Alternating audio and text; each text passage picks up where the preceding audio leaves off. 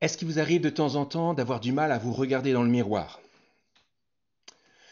Et en même temps, sans avoir besoin de vous regarder dans le miroir, est-ce que quelqu'un de votre entourage, à la maison, au travail, des amis ou même à l'église, s'est déjà chargé de vous mettre en face de vos incohérences, du mal dont vous avez été capable de faire, du mal que vous avez fait à quelqu'un d'autre, des situations bien précises, très claires, trop claires, au point où nous sommes coincés, nous sommes au pied du mur.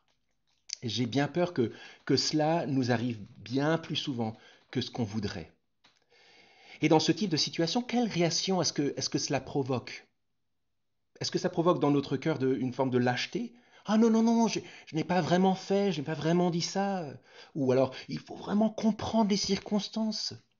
Ou est-ce qu'à la place de la lâcheté, c'est plutôt le découragement ou le doute qui nous assaille?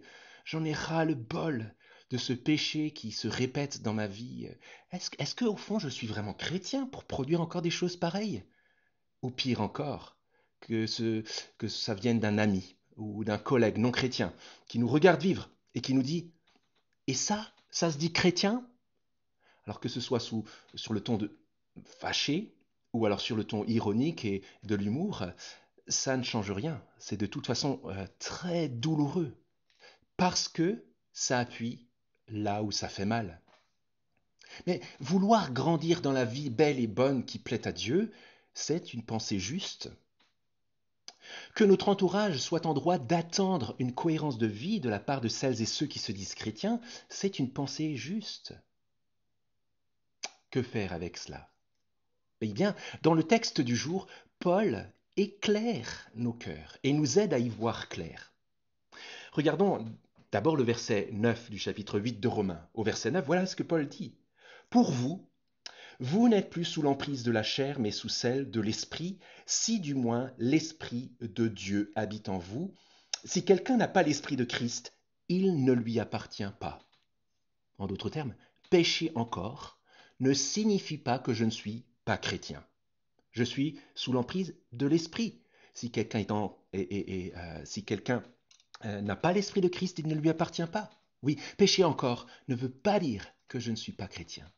Deuxième précision de Paul, tellement utile, au verset 10. Et si Christ, dit Paul, et si Christ est en vous, le corps, il est vrai, est mort à cause du péché, mais l'esprit est vie à cause de la justice. En d'autres termes, pécher encore me rappelle que tant que je suis dans ce corps-là, je serai faible comme tout le monde, aux prises avec les mêmes tentations, le péché, la mort. C'est la réalité d'aujourd'hui qui est douloureuse, mais qui est la vérité. Et ça conduit Paul à dire la dernière précision de notre passage du jour, versets 10 et 11 ensuite. Et si l'esprit de celui qui a ressuscité Jésus d'entre les morts habite en vous, celui qui a ressuscité le Christ d'entre les morts donnera aussi la vie à vos corps mortels par son esprit qui habite en vous. En d'autres termes, péché, ce sera un jour de l'histoire ancienne.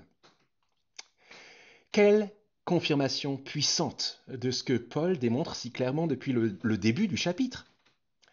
Par l'Esprit que Dieu a fait demeurer en nous, nous pouvons reconnaître avec humilité notre péché comme étant encore présent dans ce corps actuel.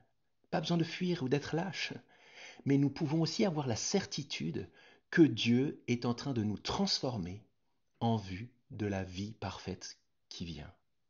C'est une garantie quotidienne. Ça nous conduit à un défi et deux questions. D'abord, le premier défi, qui est évident. Face au péché dont j'ai encore été capable et dont je vais encore être capable, est-ce que je pourrais me rappeler de ce texte? Est-ce que je pourrais rappeler ce texte à mon cœur? Et quel effet ça va produire en moi? Ça me conduit à deux questions après ce défi, de rappeler ce texte à mon cœur. Première question, peut-être dans le rapport, dans les relations avec les frères et sœurs dans la foi, dans l'Église. Comment est-ce que cette réalité donnée par Dieu et garantie par Dieu pourrait transformer notre manière de nous encourager mutuellement dans l'Église?